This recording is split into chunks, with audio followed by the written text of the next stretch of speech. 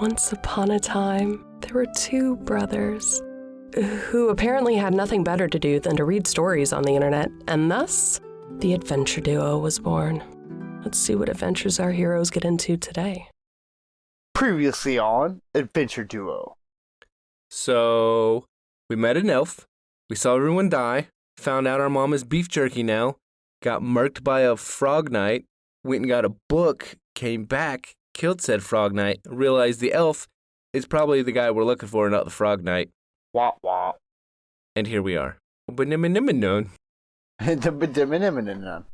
got some cool things. We got the Soul Reaving Greatsword. We also got a Ring of Blade Warding. Having this ring in your inventory grants you a +5 armor soak versus blades. You don't need to actually use it to gain the benefit. I don't know what armor soaking is. I guess it doesn't do anything like Mormons when they stick their dicks in each other. So I guess that if they hit you, it just automatically takes 5 away from it, I guess. Oh, that makes sense. Not the Mormons sticking their penises in each other and not moving but the soaking. other That's thing. way Samsonite. I was way off. All right. We in the throne room chilling. The elf, we're assuming, shot arrows at us, and we're pretty sure that's Mad Meridoc, not this knight bitch. That we just But we don't know. We thought this was the end of the adventure, but I guess not. So we get to go to the laboratory or check out the stone door to the south. And I say murked. It took us 3 tries, but we'll go with that. We murdered him eventually. Eventually. Yeah. All right, so the options are return to the laboratory or check out the stone door to the south. Well, obviously, go for the unknown, so check out the stone door. What if there's something cool in the laboratory? That's fine. Check out the stone door. We've already returned to the laboratory. It means we've already been there.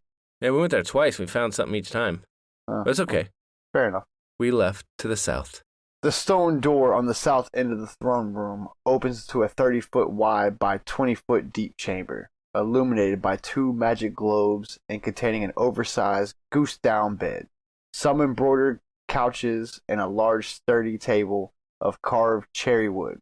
It would appear that the frog-mouthed Meridoc had a taste for finer things. Oh, he fancy. Oh, he's fancy. He's bougie. Let's go. Looking over the papers on the study table, you see that the wizard Kargan was right. Was it always Kargan? Or was it Kragan? I wanted to say the same thing, dude. I'm not going to lie. Stupid? No! If I've been reading this wrong, as soon as I said Kargan, I was like, that doesn't sound right. Oh, we'll be damned. Well, damn me. All right, so Kargan. Oh, no, it says Kragan down here. We were right. So, we were right. So it's a typo. You see that the wizard Kragan was right about Mad Meridoc's plans to try to locate and resurrect the ancient dragon's serpent fang. Additionally, he also planned to use the dragon to destroy Kragan's tower, which would rob the time-cheating Magi of his immortality and probably kill him of old age right on the spot. Luckily, Meridoc had not yet found the resting place of the dragon bones, but felt that he was very close. I guess the only thing we could do now is return to the throne room. I don't know if it's my ADHD or what, but I did not hone in on him saying anything about finding a dragon's bone. Oh, maybe he did in the first one. I don't remember anything about dragon's bone, but... Return to the throne room, and then I guess we'll go to the laboratory. We're gonna find a fucking dragon bone now? You return to the vile laboratory of Meridoc the Mad and shudder at the death that surrounds you. Your poor village. None of them deserved any of this. No sign of the dark elf either. That bitch. We've read that already. I know, but this is where we went back to. So where do you want to go? It's your go. Oh, yeah. I don't know where we're going to go. There's looked at everything. We've been to everywhere. All right, let's go back to Kragan, see how that's going. So we're going to use the map. Kragan's Tower. Oh, see, now it has a tower. Whoa. Oh, my weakness. All right, there we go. Succubus. Back to Kragan's Tower. Succubus waiting. Oh, fuck. You use the traveling map again to return to Kragan's Tower. That wasn't me. That's a typo. This time, however, you do not appear in the armory, but rather in the hallway outside it, near the stairway that leads back up to the column-lined meeting hall on the floor above. The beautiful temptress steps out of the shadows and poses seductively for you, then licks her lips. Hawk to. So, hot stuff, she says.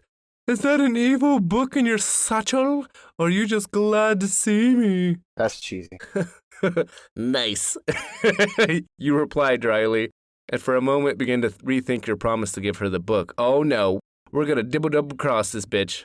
Not so fast there, lover. The succubus purrs, as if reading your thoughts. She then slithers close to you like a serpent and caresses your body with her silky soft hands. I'm a slippery snake. You wouldn't go back on your word, would you? No, of course not. It will be all right. I'll make it all worth your while. You'll see. I don't know why I started shaking my chest like she's swinging her titties around. Yeah, I could sense you doing it. So it's sorry. Thanks, man. It's the method acting. I think it's really coming through in my voice acting. Whether due to the wellspring of almost uncontrollable lust suddenly overpowering your senses, or the pact that you made with the fiend at the stronghold's entry, you cannot resist her seductive charms and readily deliver the evil book to your new love. Once in her hands, the succubus laughs maniacally and then roars, "And now I will be free!" She looks like she is about to rip the in half by the covers. Jesus, that's not how you treat books, bitch. Preach. But then stops to consider you for a moment and leans over to whisper in your ear. I'll come for you later, pervert.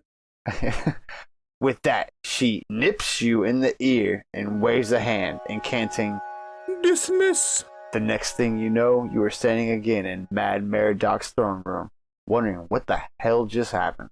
Oh, fuck us. So, we didn't accomplish anything with that except for getting teased. Ribby robbed, for sure. Oh, yeah, sure.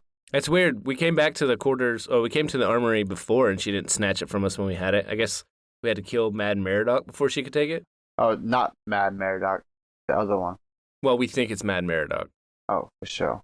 Okay, so the choices are return to the laboratory, return to the private quarters. We were there already. Yeah, so, I mean, fuck it. We were at the laboratory, too. Search that shit. I mean, there's not going to be anything in here now. This is... Oh, shut the fuck up. This is bullshit. Shut the front door. God damn it. Shut the front door. We definitely... I came back here to search specifically for this, so you have to get rid of the book to do this. That's bollocks. Anyways, searching the room, you discover a secret door in the south side of the east wall. Opening it reveals a 10 by 10 foot cache with a massive iron chest in it. The chest is locked with a 5-pin puzzle lock and bolted to the floor. Damn.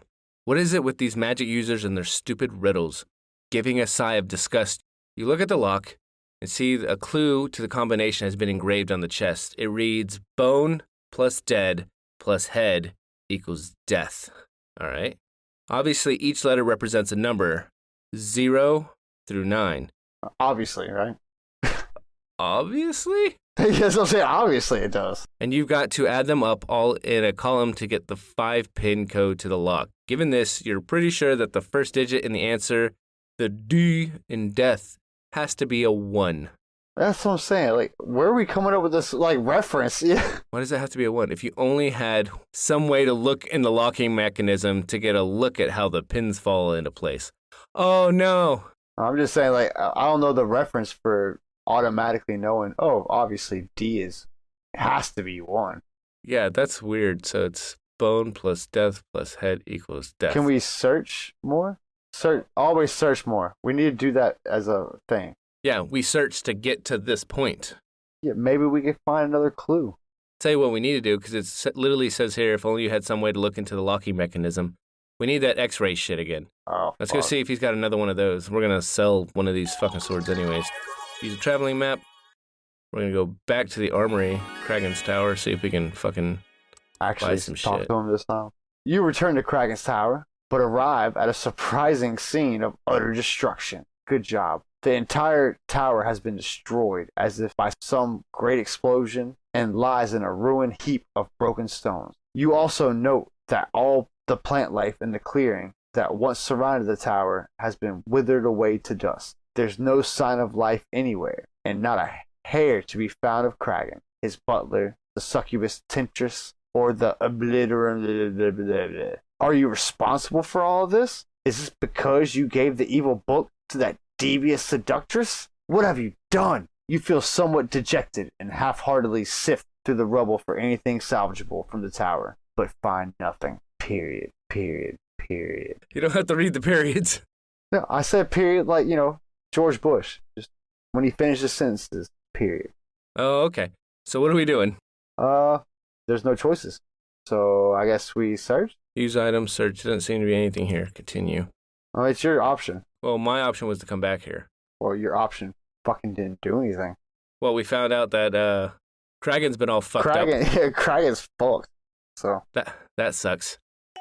Go back. We use the map, and we're gonna go back to the private quarters, and I guess we'll try and figure out this puzzle. Oh, all right. So, well, obviously, the first one is one. I guess. I mean, because off a whim. Plus, so it's a 5-digit. It says. All right. So bone dead head. Let me see if I can see any kind of rhythm to this. Sure.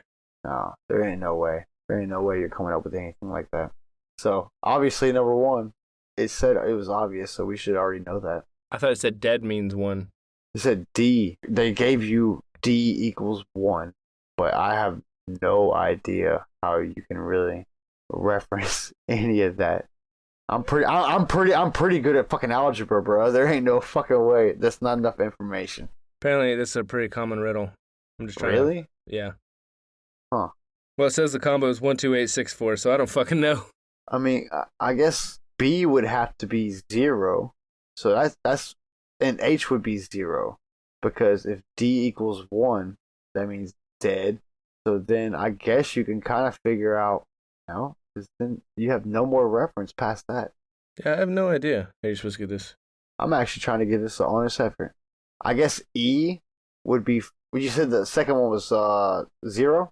I lost it. I don't see it anymore. Hold on. There's no way you could pull that out of nowhere, though. So I guess E would be 1, and O would be 0. You said 1, 2, what? 864. Yeah, no. There's no way you could pull that off. There's no way. And that's the thing. Like, you have no reference for the ones that are supposed to be 0. I guess you're right. The only way you would get this, really, if we didn't have reference, would be if you had that X-ray vision and we didn't waste it. Well, I mean, it also kept us from a trap. Yeah, I mean, that trap would have took like a little bit of damage, probably. Maybe. Poison needle. That was not the right one. Oh, awesome. Oh no, you've been stabbed by a poison needle trapped in the last pin of the puzzle lock. You only have a few seconds to look at your hand, quickly turn green from the prick on your finger before darkness washes in to surround you. Not that you are aware of it or anything, but you spend the next couple of months wandering aimlessly around the room as a mindless zombie until a band of adventurers comes and slays you on a mission to confront the necromancer Mad Meridoc. Needless to say, you and the empty dungeon stronghold weren't quite what they were expecting. Okay, we're gonna go back. And that's funny. You're just a zombie until somebody else comes. But it says the last pin. Yeah, fuck it. I give up on this one. Let's fucking do something else. Damn. It literally says, damn. Yeah. You give up on the stupid puzzle lock and pace the floor a bit, waiting for the headache to slowly go away. What do you want to do next? I mean, that's it. If we can't figure it out, right? There's nowhere to buy anything. There's nowhere else to fucking do. Like, go home to the village. All right, we use the map. We'll go home. Okay. You travel instantly by magic. A moment later, and you arrive in the center of your destroyed home. Having already retrieved your family coffer, there's not much more for you to do here, other than wallow in great sense of loss. Taking a moment to look out over the village once again, you see that the zombies still wander the area aimlessly. Damn, it's somber here. The choices are: time to put the dead to rest and begin the long process of rebuilding the village, or time to leave the village behind and start your new life as a wandering adventure. I'm gonna say fucking, post up and kill zombies. All right, we'll kill some zombies. So we're gonna put the dead to rest. Choose our weapon. Man, look, you have to read that caption. In zombie bashing time, choose your weapon. Choose your weapon. Obviously, soul reaving great. Oh no, what with the one that was like good with zombies? Wasn't the mace? Mace was good with zombies, but I mean, this is a new one that we haven't tried. We could try any of them. It's your choice. For sure. Soul reaving greatsword. Use item. But it does 514. Okay, so our health is at 58 of 59. The zombie horde is, oh man, apparently there's 40 of them for 800 life. They were that way last time we came here. Alright, so armor none. You draw your soul reaving greatsword and ready for battle. Choose your attacking style. Man, I kind of want to say they're obviously zombies, so defend and counter. You slash the zombies, doing 21 points of damage. The horde slams you around for 2 points of damage. All right, I'm gonna pick an all-out attack, because fuck it. You run through the zombies, doing 24 points of damage. The horde chews your appendages. I hope not, for 2 points of damage. I mean, I guess all-out attack again. Fuck it, we balling. All right, we pummel smash the zombies, doing 28 points of damage. The horde sinks his teeth into us for 6 points of damage. We're down to 48. What? We do have a potion of healing. We're gonna hold on to that. They're down to 727. Yeah, we still got a long way to go. Not sure we were ready for this shit. Do defend and counter. Why don't we have a shield anymore? Oh, you sold it? No, we have the shield. It just doesn't have we're that using option that two because we picked the sword. Yeah, you're right. You slash the zombies, doing 23 points of damage. The horde misses you for 0. All right, we could probably keep doing that. I mean, I would go like that. Flowing stance was actually pretty decent every time we used it. Flowing stance it is. You cleave the zombies, doing 24 points of damage. The horde claws your flesh for 5 points of damage. I pick defend and counter again. You cleave the zombies, doing 17. The horde tears at you for 3. Defend and counter again. You fail to land a meaningful blow, doing 0 points. The horde bloodies you for 2 points of damage. All right, we're getting our asses handed to us right now, bro. We're gonna speed this along and just do a couple different fucking all-out attacks. Just going at these motherfuckers all out. We're losing tremendously, by the way, everybody. We're not. The fuck? We haven't got half their health yet, and we're at 20. We're literally at half their health right now. Yeah, and we're at 20. They're winning this fight. Yes, but we have something they don't. Oh, potions? So we got us down to 6, and they're down to 256. So let's go ahead and use a potion of healing. You're down to your last dose. Yeah, I know. Can use it, botch. You drink a potion doing 0 points of damage. What the fuck? What the fuck? Oh, points of damage. Oh, I thought it was saying we got. Okay. Yeah. We're up to 59 or 51. It didn't do shit. You got a failed batch. I was about to have a fucking heart attack. Merodoc's laughing his ass off in the afterlife. Okay, so we're down to health 19. The zombie horde's down to 1. We did a couple random ones. I'm gonna hit defend and counter one last time and hope to God we don't fucking die. Oh, thank God. You open the zombies wide. Oh, doing 18 points of damage. Yeah, hey, open them wide. The horde sinks his teeth into you. For 1 point. Not enough. Holy shit. All right, so they're dead. Fucking finally, finishing move. With the last zombie villager staggered, you lop off its head with your great sword, watch it slump to the charred earth to join the rest of the dead piled around you. At least now your friends and family can rest in peace. As, ba-dum-tsh.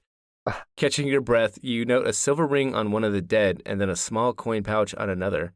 As they are no longer going to need it at all, you do a quick search and recover 195 gold coins worth of modest jewelry and spare change. You're nothing if not an entrepreneur of the dead. It's a modest amount of jewelry and some spare change. I guess. So I'm willing to take that.